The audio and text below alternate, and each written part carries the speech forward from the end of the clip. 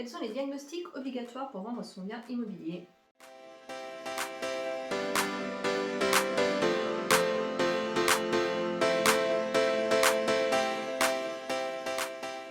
Alors, le premier, c'est le DPE, le diagnostic de performance énergétique. Donc, c'est celui qui va vous dire voilà, la classe énergétique, ce que vous consommez et aussi ce que vous rejetez. Ils ont une durée de validité de 10 ans. Alors, ensuite, vous avez le diagnostic électrique.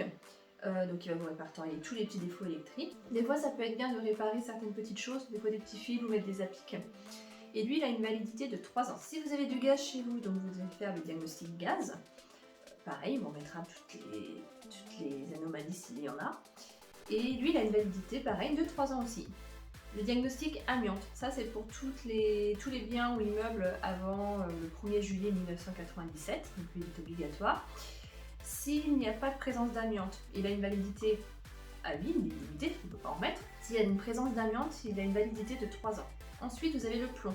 Ça, c'est pour tous les immeubles avant le 1er janvier 1949. Donc, s'il n'y a pas de présence de plomb, s'il est négatif, pareil, il a une validité illimitée, on ne peut pas remettre des peintures au plomb.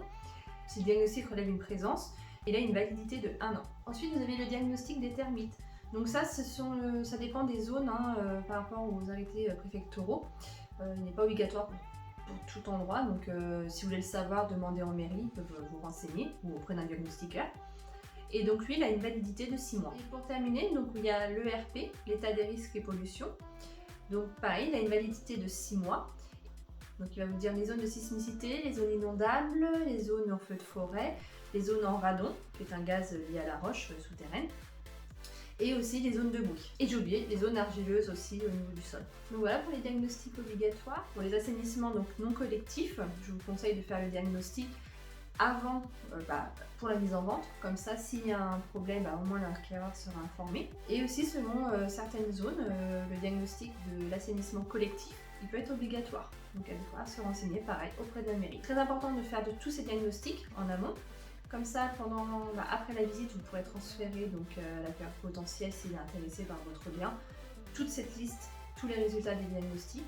Et comme ça, il fera une offre d'achat en conséquence des résultats. Bon, si vous avez aimé cette vidéo, n'oubliez pas de liker, bien sûr, comme d'habitude, et de partager, ça me fera très plaisir. Et je vous dis à une prochaine. Bye tout le monde!